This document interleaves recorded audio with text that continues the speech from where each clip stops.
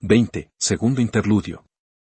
Jonathan cumplió los 18 años, ya había terminado de estudiar el bachillerato en el Colegio de Ciencias y Humanidades, no le costó mucho trabajo en particular, de hecho, fue relativamente fácil al irse a vivir a un cuarto rentado de la colonia cercana a su escuela, así no tenía que viajar. Allá había conocido al joven simpático y combativo que muchos años después sería el presidente de México, se hicieron amigos de forma natural y se juntaban para convivir.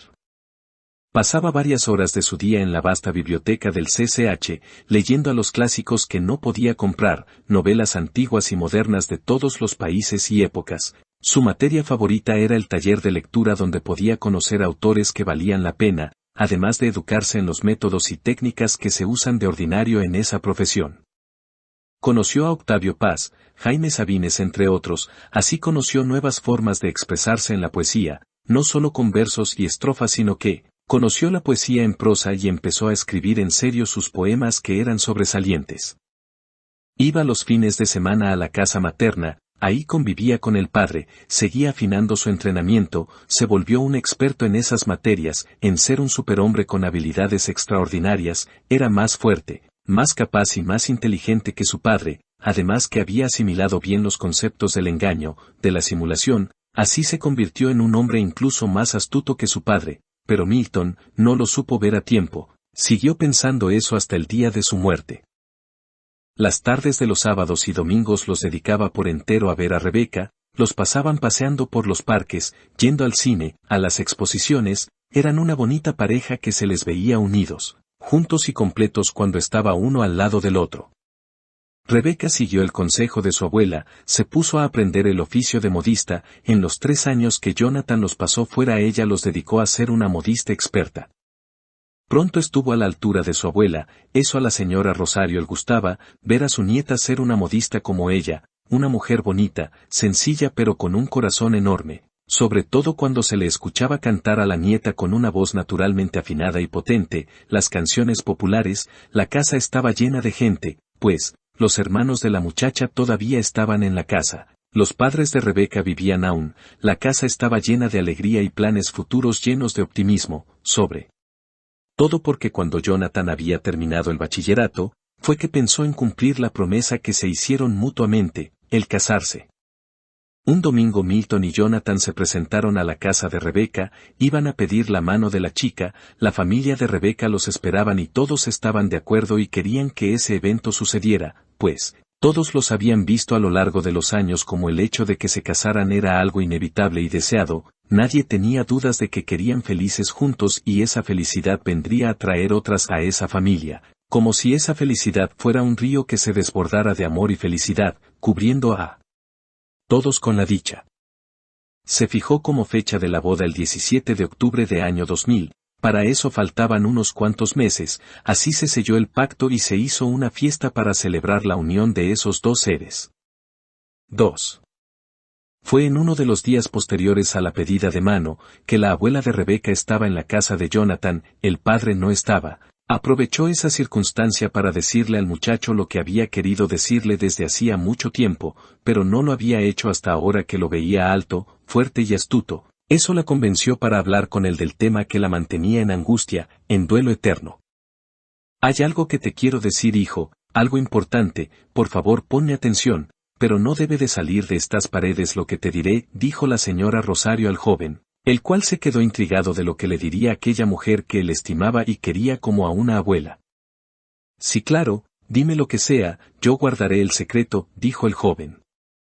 Yo estuve casada hace muchos años, ahora soy viuda como sabes, mi esposo Raúl y mi hijo Mauricio murieron a manos de mi tío Armando, los mató a traición cuando venían al pueblo después de haber vendido sus mercancías en otro pueblo cercano, me vinieron a avisar que los hombres que más amaban estaban muertos, pero que un vecino nuestro había visto clarito cómo había sido Armando el que los mató, que salió huyendo entre el monte, yo fui a verlos y sí, ahí estaban ellos ya tiesos de la rigidez que da la muerte, con los ojos abiertos todavía, como si quisieran ver el cielo que se ponía rojo a lo lejos, fui a ver al comisario, le dije lo que había visto el vecino, fue a ver a mi tío Armando pero él lo negó todo. Mi vecino que lo había visto todo después se desdijo, le tenía miedo a mi tío, el comisario.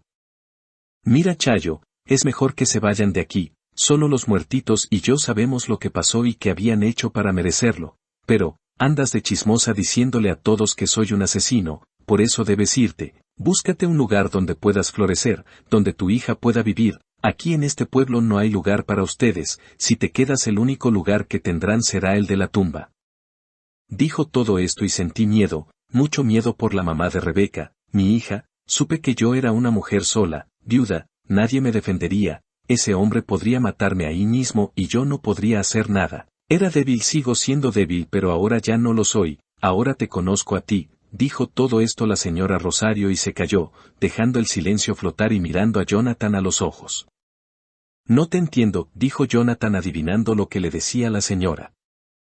No te hagas el loco, sé su secreto, el secreto tuyo y de tu padre, sé lo que son, conozco tu fuerza, tu habilidad, tu sed, tu hambre, sé de dónde vienes. Yo te he acabado de criar porque siempre me recordaste a mi hijo Mauricio, eres igualito, las mismas sonrisa, los mismos ojos, en parte por eso te he cuidado desde que murió tu madre, porque para mí eres como de mi familia y ahora que te vas a casar con mi nieta, el círculo se cierra, todo cuadra, somos familia y la familia se apoya entre sí. Dijo la señora Rosario mirando a Jonathan con una sonrisa algo maliciosa. ¿Qué sabes? Preguntó el joven. Todo, lo sé todo, te he dedicado mucho tiempo esperando que fueras fuerte, despiadado y astuto para que me des la justicia que me fue negada, para que vengues a mi marido y a mi hijito Mauricio, pero no suplicaré, solo lo pediré una vez, te lo pido ahora, ¿matarás a mi tío Armando o no? Dijo todo esto y la mujer se calló aguantando las lágrimas, Jonathan nunca la había visto así, eso lo conmovió. Jonathan entendió todo, supo que esa mujer estaba unida a él, que él tenía un deber, una responsabilidad, tenía en sus manos dar justicia, no ser nada más un ser oscuro, podía dar paz, darle un cierre a aquella mujer y de esta forma retribuir todas las cosas buenas que esa mujer había hecho por él durante años. Ahora era tiempo de estar a la altura, de ser un superhombre, después de todo. Esa mujer era la abuela que nunca tuvo, él sería el hijo que no tenía, el que arrebataron. Estoy de vacaciones, tengo tiempo libre hasta que entre a la facultad a estudiar medicina, la sangre que no es de una doncella sabe mal, no la puedo beber, pero no lo haré por eso, lo haré por ti, para darte paz y que dejes de vestir de negro, solo con esa condición lo haré, mataré a ese hombre si me dices dónde encontrarlo y me das una foto aunque sea vieja, puedo ir mañana mismo si quieres, dijo todo esto Jonathan con la mirada intensa, decidida. La mujer sintió regocijo, ansias, pero también alegría, sacó de una bolsa de su vestido una foto vieja del tío asesino, se la dio a Jonathan, la llevaba preparada por si se diera el caso. Así que este hombre te hizo desagraciada, no te preocupes, si todavía vive lo mataré, tú me dices si quieres que lo haga rápido o lento, dijo el joven que hasta ese momento no había matado a nadie. Acompañaba cuando podía a su padre a cosechar, pero nunca había matado a nadie y sabía que eso debía de cambiar, estaba listo, había sido entrenado para esas acciones desde hacía años, estaba sobrecapacitado, ansioso hasta cierto punto de saber que se sentía de matar a alguien. La mujer sonrió abiertamente, se levantó del sillón y le dio un abrazo largo al muchacho vampiro que mataría por ella, para ella, después de que se separó de él le dijo mirándolo a los ojos. Tienen razón al haberte puesto el nombre Jonathan, dijo con ternura. Jonathan no sabía lo que significaba su nombre, por eso le preguntó. ¿A qué te refieres? Dijo con curiosidad. Tu nombre significa regalo de Dios, dijo la mujer. No lo sabía, dijo Jonathan pensativo. Así eres tú, eres un regalo que Dios me mandó y quiero que lo mates lentamente, dijo la mujer. Jonathan escuchó esas palabras y las agradeció, pero él no estaba tan seguro de ser un regalo de Dios, pero quiso creerlo, no había una sola forma de ver la vida, de vivirla, ni una sola verdad. Ellos hacían su propia verdad, sus propias reglas. 3. Matar a aquel hombre fue relativamente fácil, era un hombre que ya entraba a la tercera edad, que estaba en silla de ruedas por un accidente que tuvo cuando se cayó de su caballo, pero estaba solo en su casa. Nadie lo cuidaba porque había ahuyentado a todos los parientes por su mal carácter y violencia, al final quedó solo haciendo sus necesidades como podía sin saber muy bien qué había hecho para merecer aquello, maldiciendo a todos los conocidos, al mundo entero por su infortunio. Jonathan llegó en un camión destartalado pero que hizo el trabajo de dejarlo en la plaza del pueblo, preguntó dónde estaba la calle que buscaba, fue a comer algo y cuando se hizo de noche se perdió en la penumbra de las calles mal iluminadas y de tierra que lo llevaron frente de la casa del asesino. Saltó la cerca de piedra de aquella casa sin dificultad, luego se quedó escuchando lo que sucedía dentro de la casa, así supo que aquel hombre estaba solo, en silla de ruedas, que batallaba para hacerse la cena en la estufa de leña de la cocina, todo eso sin haber echado un vistazo con sus ojos al interior. Entró sin hacer ruido por una ventana, así estuvo detrás del hombre que estaba frente de la estufa sin moverse. Jonathan temió que el hombre hubiera muerto, pero pensó que tal vez se había quedado dormido o absorto. Se acercó más y cuando estuvo cerca de Armando lo giró con las manos para que quedara de frente a él. Al sorpresa fue grande pues, Armando, tenía los ojos abiertos, vivos, que lo miraba con odio, al mismo tiempo empuñaba una escopeta en las manos. Sin decir nada disparó al pecho de Jonathan el cual cayó hacia atrás por la fuerza del impacto, el pecho fue destrozado por los perdigones que se abrieron camino, destrozando la piel, la carne de los músculos, la sangre brotó de inmediato. Por unos momentos él estuvo muerto, miró a la novia de blanco que estaba frente de él, de nuevo le quería decir algo a aquel ente, de nuevo él quiso hablar pero no pudo, pero poco a poco la aparición fue desvaneciéndose, él empezó a recuperarse, a regenerarse.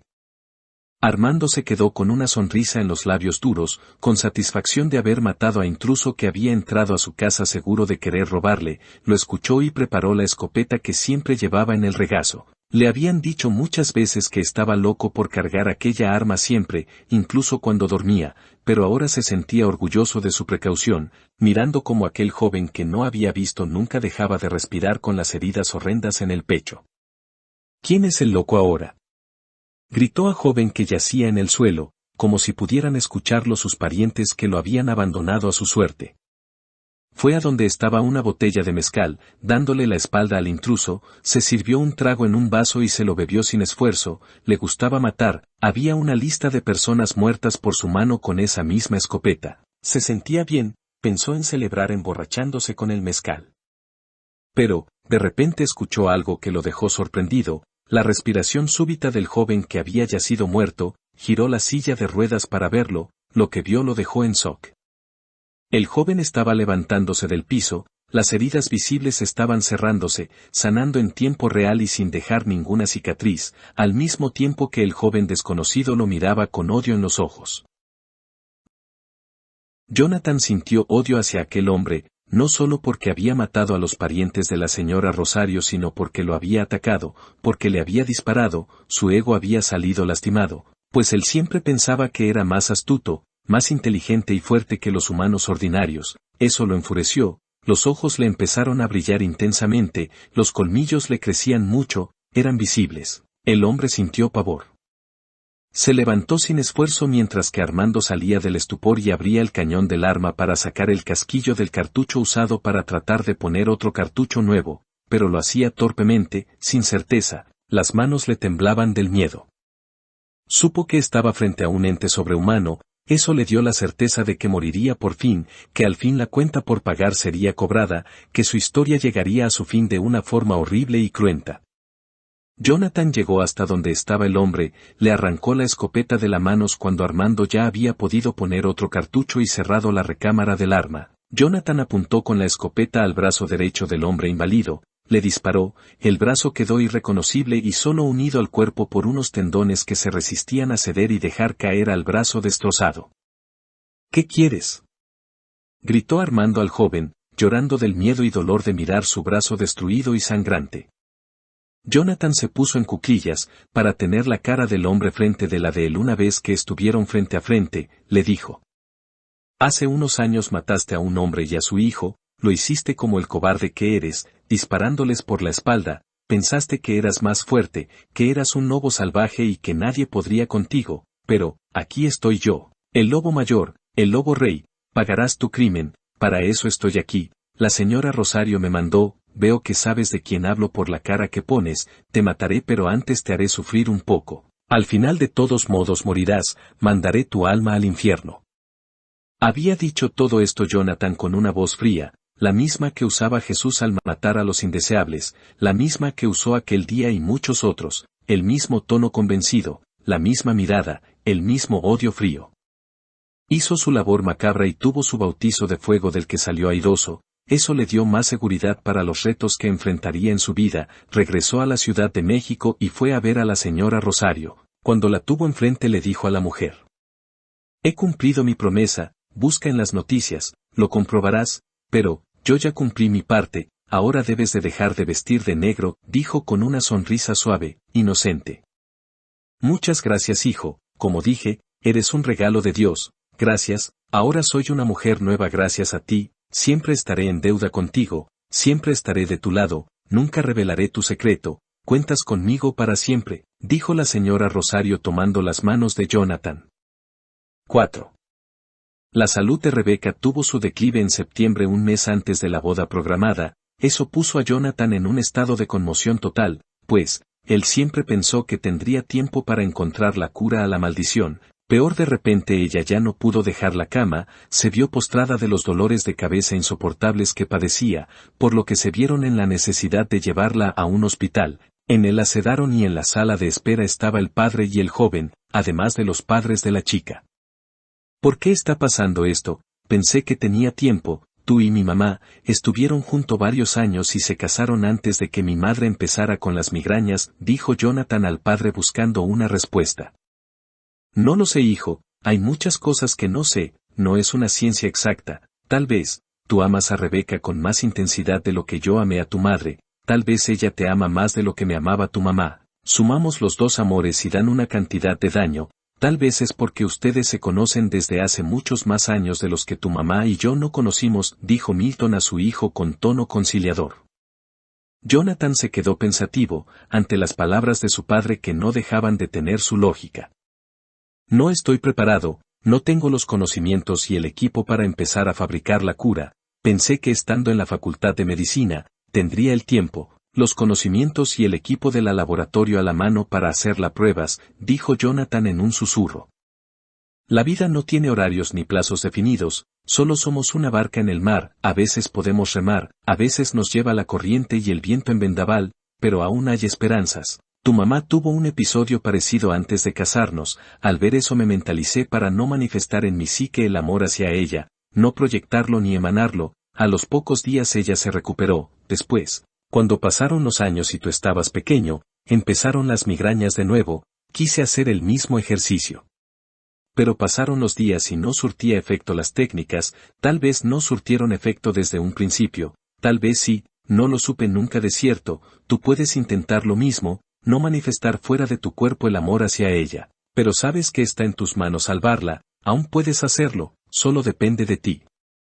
«Que ella viva», dijo Milton a su hijo, el cual se le quedó mirando como si fuera un loco. «Intentaré lo que dices ahora mismo, aprender a no manifestar el amor, pero de lo que dices, de que la deje, no la dejaré nunca, la amo, no puedo estar sin ella, sin su pelo, sin su sonrisa, sin su voz, no la dejaré. Enséñame lo que sepas de tus técnicas y yo las aprenderé ahora mismo, papá», dijo Jonathan a su padre. «Te lo enseñaré ahora mismo, vayamos a la casa, allá podremos practicar a gusto», dijo Milton con la voluntad de querer tener razón, de poder ayudar a su hijo y a su novia de esa forma, aunque dentro de él sabía la verdad, que no serviría de nada. Cuando estaban en la casa Milton insistió una vez más, le dijo: «Sé que me odias y no diré que no tienes razón aunque lo creo así, pero tu odio no debe de cegarte a ver la verdad. El camino más simple y claro a menudo es el más difícil, el más duro. Aún tienes la oportunidad de irte lejos de ella, sufrirás pero tal vez en el futuro regreses con la cura para que puedan estar juntos, tal vez encuentres con el tiempo a otra mujer a quien puedas amar, con la que puedas ser feliz incluso aunque no la ames. Amar no lo es todo en la vida, pero es lo más adictivo, lo más atrayente, lo más obsesivo, pero somos más que eso. Somos superhombres, nadie se ha muerto de amor, nadie, hijo, puede superarla, no hoy, algún día podrás», dijo todo esto Milton con la mejor de las intenciones, pero Jonathan lo único que podía percibir de aquel discurso era que el padre quería que estuviera lejos de Rebeca.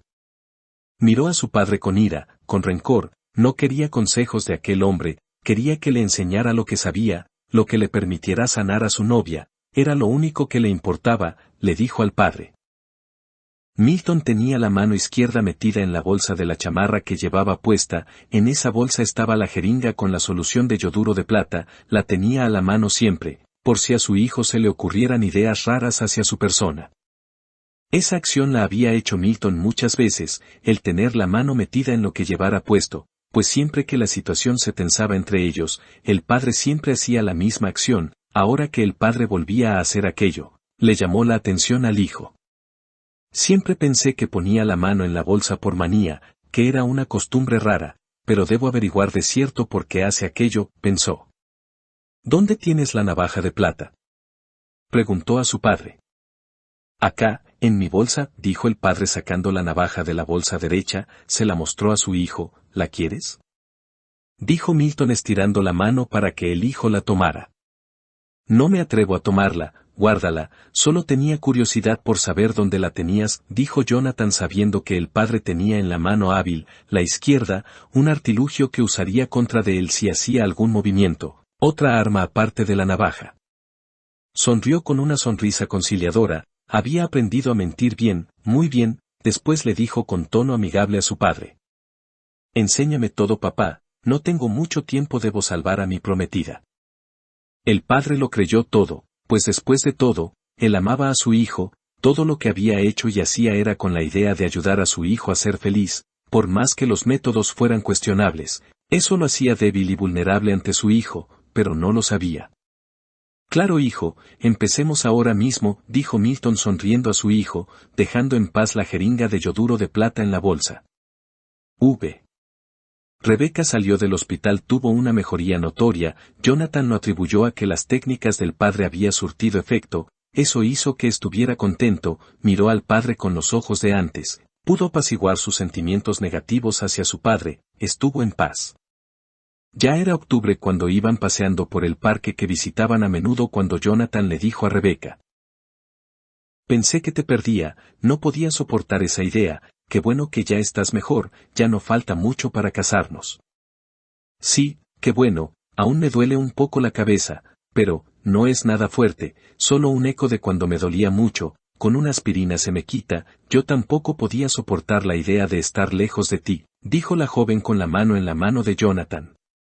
Tu abuela me dijo que ya tiene el vestido listo, que ya te lo probaste y que te veías hermosa, me gustaría verte con él, me muero de curiosidad, dijo el joven animado. Ya sabes que es de mala suerte que la novia se deje ver por el novio vestida de blanco, antes de la boda, no necesitamos esa mala suerte, dijo la chica con una sonrisa coqueta. Eso sí, esperaré impaciente a verte, pero sobre todo, para quitarte el vestido, he esperado mucho ese momento, que seas mía por fin, que estemos unidos de esa forma, debe de ser maravilloso, completo y eterno el hacer el amor con la persona que uno ama, dijo el joven a la chica. Sí, debe serlo, como cuando uno está tendido al sol con el mar de fondo, dijo Rebeca. Como estar en un bosque tranquilo y pacífico, dijo Jonathan.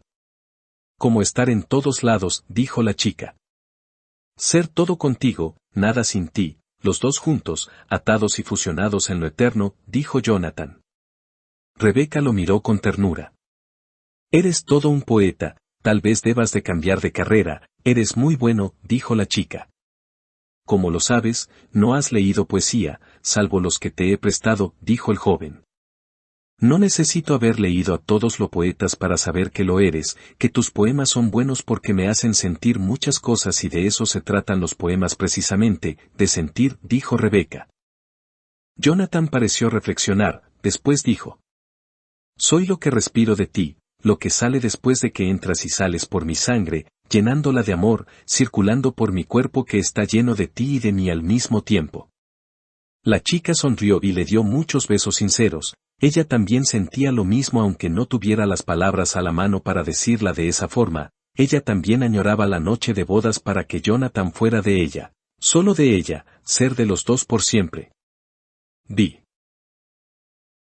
Ese año no habían matado a ninguna doncella, su clase de química y biología en el CCH, Jonathan había sido un alumno sobresaliente, pudo aprender muchas cosas acerca de cómo controlar la anemia, El déficit de glóbulos rojos y controlas el hambre y la sed en alguna medida. Milton había participado en los experimentos de su hijo, si bien la necesidad imperiosa de beber sangre se había amainado, se había suavizado, no se había ido totalmente, pudieron evitar el salir a cazar cuando el ciclo de los 6 meses se cumplió, pero la necesidad seguía latente. Cuando se iba a cumplir la fecha de la boda, la necesidad de consumir la sangre de doncella se hizo más fuerte, el efecto había pasado.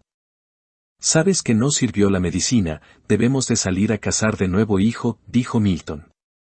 «Sí, lo sé, padre, lo sé, pero lo haremos cuando regrese de la luna de miel. No quiero manchar mi boda con algo así», dijo Jonathan a su padre. No quería tener en sus recuerdos de su boda esos antecedentes macabros. «¿Podrás aguantar hasta tu regreso?», preguntó Milton escéptico. «Sí, sin problema, lo puedo controlar», dijo Jonathan, no muy seguro de lo que decía ni de su capacidad de poder aguantarse las ganas de beber sangre. 7. Jonathan estaba en su casa probándose el traje que había comprado para su boda, que sería el día próximo. Estaba feliz, exultante, aunque la sed y el hambre ahora eran más urgentes. Todavía podía comer y beber agua, pero cada vez con más intensidad. Se sentía insatisfecho, hambriento, pero consolaba pensando que cuando regresara de la luna de miel y cuando estuviera en la facultad de medicina haría los avances necesarios para poder ser feliz con Rebeca. Estaba tratando de anudarse la corbata cuando Rebeca tocó la puerta. Él fue a abrirle, la invitó a pasar. El padre no estaba, estaban solos. Cuando Rebeca miró la tribulación en la que estaba Jonathan, se puso a ayudarle a hacer el nudo mientras le decía: «Ya mañana nos casaremos, venía a decirte», dijo la chica y dejó la frase sin completar. Se había quedado con apariencia de estar mareada. «¿Qué tienes, hermosa?», dijo Jonathan asustado. «Me duele mucho la cabeza, desde ayer estoy mala, muy mala, apenas puedo estar de pie», dijo Rebeca frotándose las sienes. Jonathan sudó frío, supo que las técnicas que su padre le había enseñado no había surtido efecto. «¿Traes tu medicina?», preguntó Jonathan alterado. «No, se quedó en la casa», dijo Rebeca con dificultad. Acto seguido se puso a gritar con una intensidad y dolor que Jonathan nunca le había escuchado a alguien. Ese grito era obsceno por su fuerza, por su significado, estaba lleno de tortura, de suplicio, de un desgarrado tormento. La chica se tomaba la cabeza y parecía querer apretarla, querer entrar en ella para sacar aquello que la hacía retorcerse en la angustia, en el dolor intenso y agudo que sentía.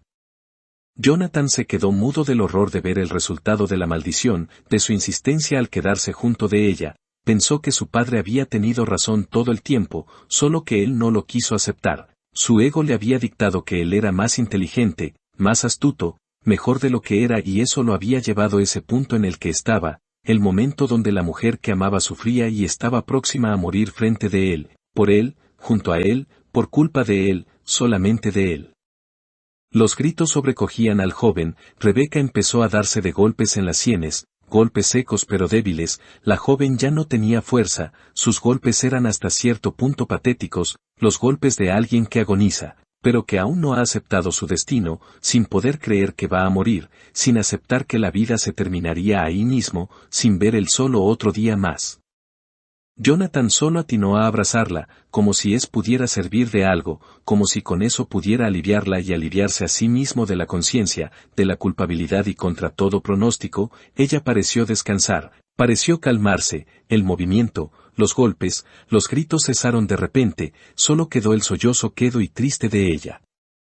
«¿Estás bien, hermosa?», dijo Jonathan todavía asustado.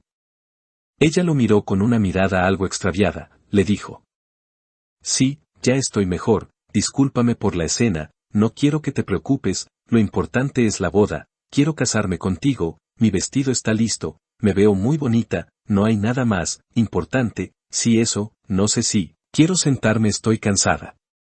Al decir aquello quiso dar un paso hacia la sala y así poder sentarse, pero perdió el equilibrio y cayó sobre una mesita de centro que estaba en el centro de la sala. Se pegó en la sien izquierda en el filo del mueble de metal. La herida era profunda y la sangre empezó a manar de inmediato, cubriendo la frente de la muchacha, la cara, los ojos, la boca. Jonathan gritó de horror al verla caída, se abalanzó sobre de ella, la quiso levantar, le hablaba. Rebeca, hermosa, ¿estás bien? Háblame, dime algo, te amo mucho. Al sentir el olor de la sangre algo se activó, la sed y el hambre se activaron haciendo que sintiera ganas de saciar aquella exigencia, pero se controló a duras penas, siguió hablándole. Rebeca, despierta por favor, no me dejes solo, por favor, me iré para que vivas, pero por favor abre los ojos, dijo con lágrimas en los ojos, salían sin que se diera cuenta. Rebeca regresó de donde estaba y alcanzó a abrir los ojos para ver a Jonathan, lo miró con amor, le dijo. Te amo, hubiera sido muy feliz si nos hubiéramos casado de verdad, como dijimos aquel día, perdóname Jonathan por haberte fallado, mi vestido blanco no podrá.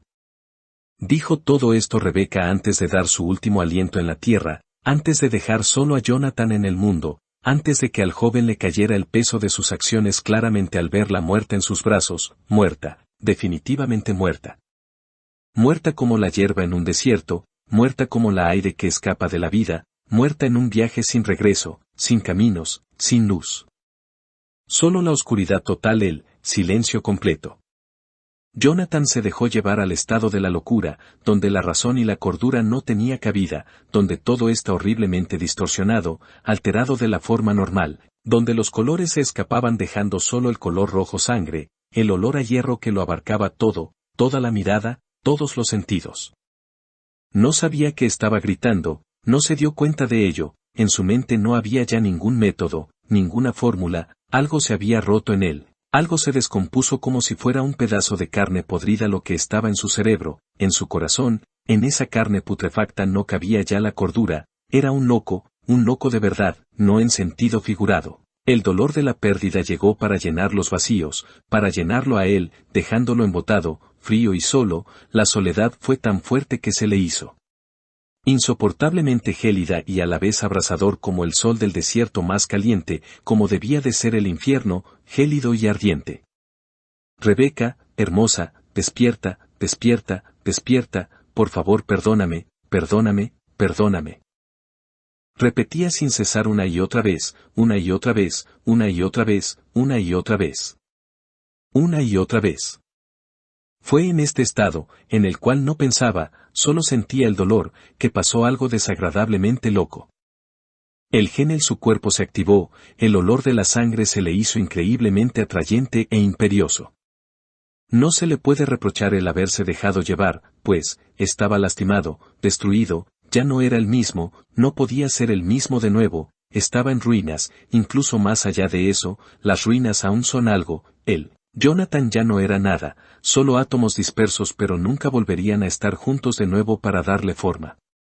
Olfateó el olor de la sangre y sin pensar le clavó los colmillos largos en el suave cuello del cadáver de su novia, lo hizo al mismo tiempo que la sentía dulce, alimenticia, sabrosa, pero, al mismo tiempo lloraba quedamente y lloró más al darse cuenta de lo que estaba haciendo, que estaba alimentándose de la mujer que debió de ser su esposa al día siguiente, de la mujer que amaba y por puro egoísmo no salvó de aquel destino funesto.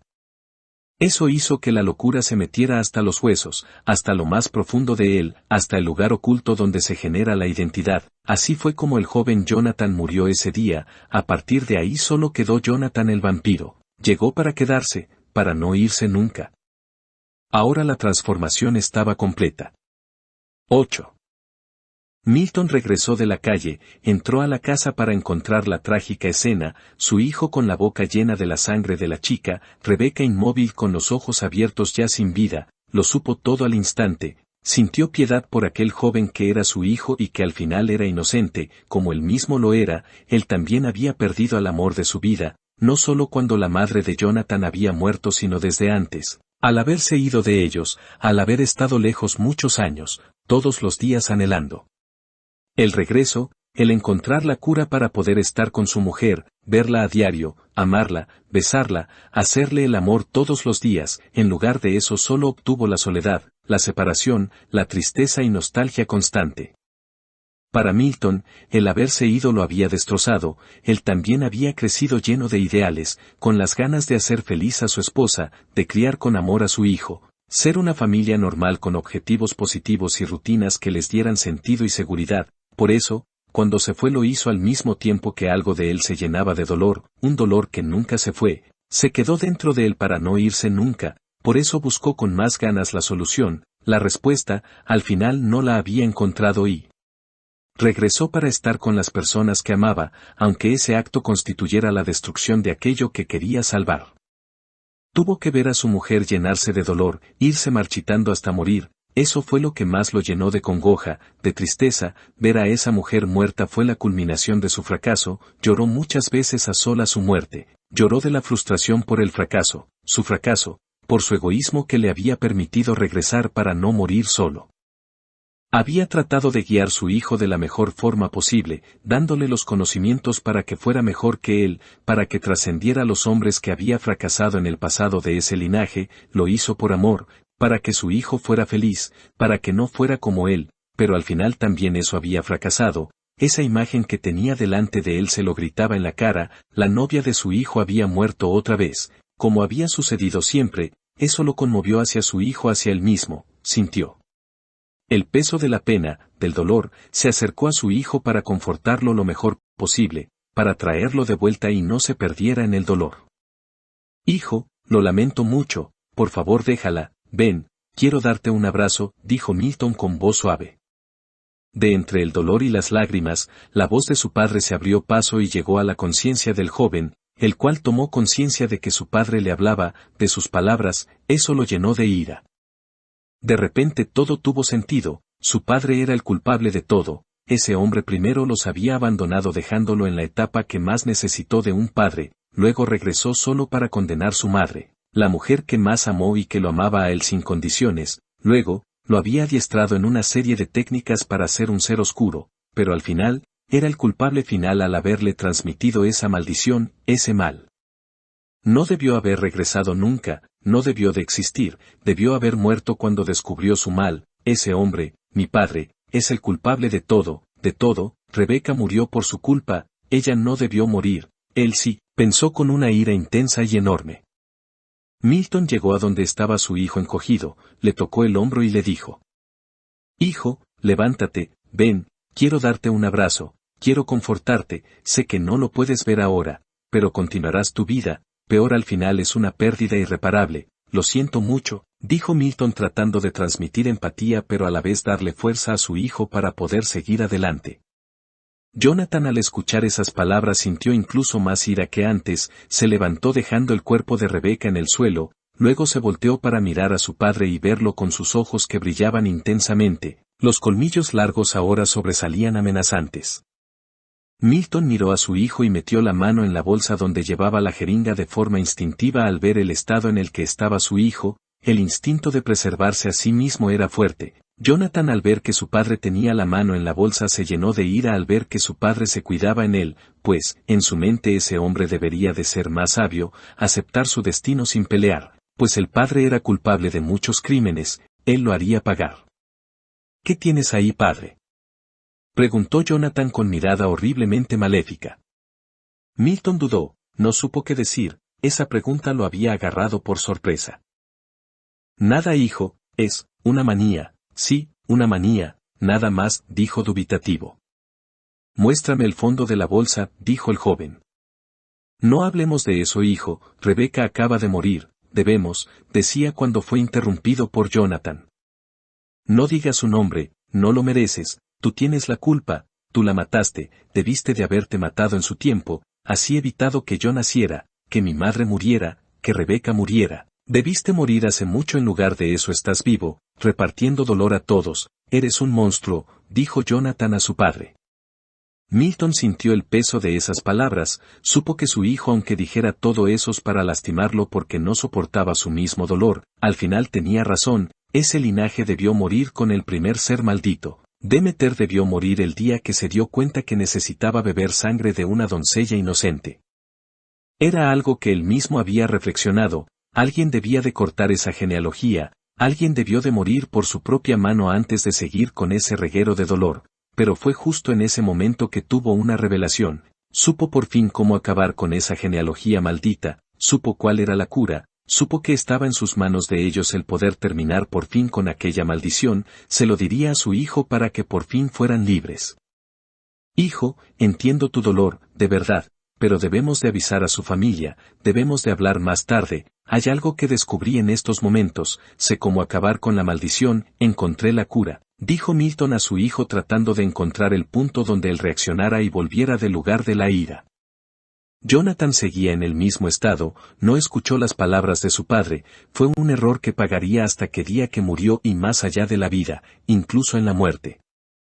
Tú eres el culpable, tú mataste a mi mamá, tú mataste a Rebeca, tú me mataste a mí, lo que fui, lo que pude ser y no seré, muéstrame lo que tienes en la bolsa del saco. Gritó el joven con voz estridente.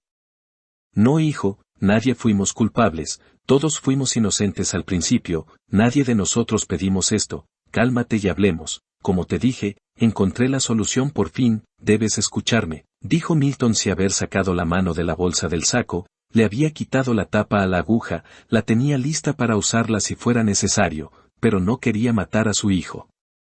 Sé la verdad, quieres zafarte de responsabilidad pero eres un asesino sin alma, malvado y horrendo, muéstrame lo que tienes en la mano o te mataré ahora mismo. Gritó Jonathan que ya no pensaba, no podía, seguía en el mundo de la locura del que no saldría nunca aunque con el tiempo aprendió a pasar por persona normal. Somos lo que somos, pero no es nuestra culpa, hijo, no fue mi culpa que Rebeca muriera, yo soy una víctima también en parte, dijo Milton a la defensiva, no soltaba la jeringa con la mano izquierda, con la mano derecha tenía agarrada la navaja de plata. Tú la mataste, destruyes todo lo que amo. Gritó el joven y avanzó por fin hacia su padre con intenciones funestas, la ira lo llenaba de energía, de poder, supo que aunque su padre tuviera armas en contra de él, no tendría oportunidad, su padre moriría ese día, por fin. Milton miró con horror cómo su hijo se abalanzaba contra de él, sacó la jeringa y la trató de usar en contra de su hijo, pero Jonathan tenía los sentidos agudizados, era joven, estaba en la plenitud. Intuyó el movimiento del padre y le sujetó la mano cuando iba a inyectarle la solución mortal en el cuerpo. Retorció el brazo de su padre hasta romperlo, después le quitó la jeringa, mientras su padre gritaba de dolor, pero Milton, a pesar de estar debilitado y algo viejo, tenía la navaja, sacó el arma empuñándola con la mano derecha, pero era su mano débil la menos hábil, trató de usar el arma contra de su hijo, solo necesitaba hacerle un corte, nada más. Pero el joven estaba prevenido, sabía lo que su padre intentaría, sin esfuerzo evitó el ataque, luego volvió a tomar el brazo de su padre, el brazo sano, y lo retorció como lo hizo anteriormente, rompiendo los huesos del brazo, dejando a su padre lleno de dolor e indefenso. Le quitó la navaja y tuvo las dos armas en sus manos, se sintió poderoso al tener a su padre a su merced por fin. Milton estaba en el suelo, se quejaba del dolor, de la angustia, del miedo que sentía, pero pensó en todavía apelar a los sentimientos de su hijo, le dijo. Entiendo que me odias, pero, yo siempre te amé, hijo, siempre quise lo mejor para ti, piensa en lo que pensaría Rebeca de verte así, dispuesto a matar a tu padre, dijo Milton a su hijo. Jonathan se le quedó mirando, luego se agachó para tener la cara de su padre cerca, para que lo escuchara bien, le dijo. Ya te dije que no digas su nombre, ya nunca lo dirás de nuevo, morirás hoy, al fin morirás como pensabas matarme, dijo con voz tranquila pero que dejaba ver la demencia que habitaba en su mente. No, hijo, perdóname, lo lamento, yo nunca quise que, recuerda, ya encontré la cura, debemos, decía todo esto Milton asustado cuando Jonathan usó la navaja en contra de su padre. Le hizo varios cortes en la cara, la sangre salió de inmediato reaccionando ante la plata, volviéndose negra, delgada y acuosa. La reacción se extendió por las venas de su padre, el cual se retorcía de dolor al parecer de Jonathan, que solo lo miraba fascinado. Después tomó la jeringa y se la inyectó en el corazón. El padre ya no pudo decir nada, solo miraba a su hijo con ojos tristes, vencidos, llenos del dolor del fracaso, su fracaso más grande que tuvo en su vida, el odio de su hijo hacia él. Perdóname, fueron las últimas palabras de Milton a su hijo. El cuerpo se empezó a pudrir, ennegrecerse hasta que tuvo una apariencia inverosímil, encogido, la piel pegada a los huesos, los músculos negros, como si fuera una momia que hubiera perdido todo lo que la hacía humana, toda la humedad, toda la vida. Fue entonces que, mirando el cuerpo de su padre, que lloró por aquel hombre que amó, que murió por su mano, lloró mucho, su alma se retorció, la cordura no volvió, solo tuvo un momento de claridad donde miró su obra, su padre muerto. Eso lo convenció de que ahora era otra cosa, ya no, Jonathan no era un superhombre, era otra cosa, pero no sabía qué. Soy un vampiro, dijo en voz alta sin darse cuenta y empezó a reír con una risa insana, melífica, triste. Cuando dejó de reír estuvo así varias horas hasta que salió del trance, guardó el cadáver de su padre en un ropero, luego salió a la calle, tocó en la puerta de la casa de Rebeca, salió la abuela de la joven. Cuando miró a Jonathan en ese estado, lleno de sangre en la ropa y la cara, supo que su nieta había muerto. Salió la madre de Rebeca, los hermanos y su padre, todos supieron en ese momento que Rebeca había muerto, presa de las migrañas ante su prometido, un día antes de su boda, dejándolos a todos sin ella, sin su risa, sin voz, sin su presencia. Eso destrozó a todos los miembros de esa familia, todos se retorcieron de dolor y no superarían nunca esa pérdida. El vestido de novia se quedó ahí, listo para que la mujer lo usara. Jonathan nunca pudo verla usándolo, eso fue lo que más le dolió al joven. Las promesas estaban rotas, el cuerpo de ella muerto. Nunca sabría lo que era hacerle el amor, poseerla tiernamente, tener hijos, despertar a su lado una mañana, pasear, recitarle sus poemas, verla hacerse mayor. Rebeca fue enterrada un día de octubre. Jonathan siguió con su vida sin saber cómo lo hizo, nunca lo supo. Para él esos días estuvieron llenos de bruma, de dolor, estaban opacos, sin vida. 9. La programación se activó, se hizo cargo y él siguió su vida sin saber nada de lo que hacía. La abuela de Rebeca se hizo cargo de él, lo cuidaba como a un hijo, mientras Jonathan supo que debía de actuar su papel de hombre normal, engañar a todos, seguir con su duelo y después, cuando fuera el momento, seguir con su labor, alimentarse de los corderos que estaba ahí para alimentarlo a él, para alimentar al superhombre. Empezó a cazar como su padre le había enseñado, alimentándose 2 veces por año, conmemorando la muerte de Rebeca cada 17 de octubre, refinó su método, secuestrando a cada joven un mes para que estuvieran mejor nutridas, para que la sustancia lo alimentara mejor al mismo tiempo que, hacía pruebas y ensayos, buscando crear una vacuna en los cuerpos de las jóvenes. Al final, las vestía de novia, el mismo diseño que la abuela de Rebeca había hecho para su nieta, le ponía las flores que Rebeca debió llevar ese día, las rosas blancas para denotar la pureza de la chica virgen que no llegó a casarse nunca. Les daba los sándwiches y las leches saborizadas de fresa para que en su mente enferma pudiera rememorar aquellos momentos donde estuvo con Rebeca, cuando ella le convidaba de su desayuno y los días estaban llenos de esa mirada tierna, llena de amor hacia él. Las dejaba en las iglesias siguiendo la lógica de su padre, pero ahora estaban vestidas de novia, como Rebeca debió de estarlo ese día que debió de ser un día feliz. Hacía todas esas acciones sabiendo que estaba enfermo, que había algo en él, pero no podía evitarlo. Era un loco con compulsión obsesiva, solo se dejó llevar, no luchó contra de ello, como no luchaba cuando se dejaba llevar a llenar los álbumes de estampas, cuando se propuso y logró encontrar el método para resolver el cubo de Rubik que le regaló Rebeca el día que su padre había regresado del exilio.